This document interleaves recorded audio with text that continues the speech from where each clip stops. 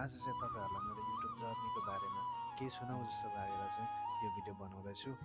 कस्तो लाग्छ तपाईँहरूलाई कमेन्ट गर्नुहोला र यो भिडियोलाई अन्तिमसम्म हेरेर साथ दिनुहोला है त। हेलो साथीहरू, स्वागत छ तपाईँहरूलाई मेरो नयाँ भिडियोमा। मैले चाहिँ 2017मा युट्युब च्यानल खोलेको थिएँ। त्यो समयमा म वैदेशिक रोजगारको सिलसिलामा कतारमा थिएँ।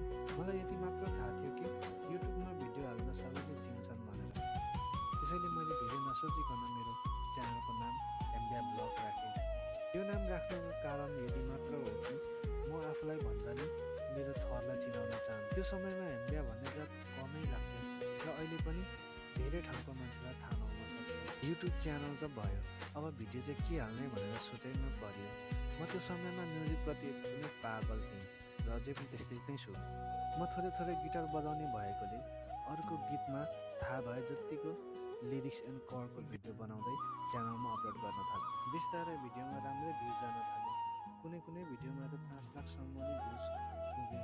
सब्सक्राइबर नै 7-8 हजारसम्म पुगेको थियो तपाईँको मायाले। तर बिस्तारै थाहा भयो कि कपिराइट नै हुँदो रहेछ भनेर। सायद कपिराइटको कारण होला मेरो च्यानल मोनिटाइज हुन सकेन। मेरो च्यानल मोनिटाइज गराउन जरुरी थियो मलाई। मोनिटाइजको चक्करमा लिरिक्स एन्ड कर्डको भिडियो बिस्तारै हटाउन थालेँ। भ्युज कम्ती भएको भिडियो त सहजै हटाउन सकेँ, तर 5 लाखसम्म पुगेको भिडियोहरू हटाउन भने मलाई निकै गाह्रो भएको थियो। मोनिटाइज गराउनुपर्छ भने मुटुमाथि ढुक्का राखी भने चाहिँ बिस्तारै सबै भिडियो हटाएँ। मैले अब अरूको गीत होइन, च्यानलको नाम अनुसार भ्लग नै बनाउने विचार गरेँ। भ्लग त बनाएँ तर भने जस्तो भ्युज जान सकेन। घरको एक्लो छोरो, सबै जिम्मेवारी बोकेको मान्छे म। लिरिक्स एन्ड कर्डको जस्तो सजिलो रहेन रहेछ भ्लग बनाउनलाई। युट्युबलाई नि निरन्तर समय चाहिने रहेछ। के थाहा मलाई, जहिले भ्याउँथे त्यहिले भिडियो बनाएर हाल्थेँ। त्यही भएर होला भने जस्तो भ्युज आउन छोड्यो। त्यतिकैमा म नेपाल निस्किएको केही महिना त खुब भिडियो बनाएँ। विदेशी मान्छे यताउता घुम्न जाँदा नि घरको मान्छेले केही नभन्ने। 4-5 महिनापछि फेरि आफ्नो जिम्मेवारी याद आउन थाल्यो। तर पनि युट्युब च्यानल भने मोनिटाइज हुन सकेन। कहाँबाट मेरो कान्छा काकालाई नि युट्युबको भूत चढ्यो थाहा भएन। काकाले मलाई नै च्यानल बनाउन आग्रह गर्यो। काकाको च्यानल बनाएर त्यसमा प्राय सबै काम मैले नै गरेँ।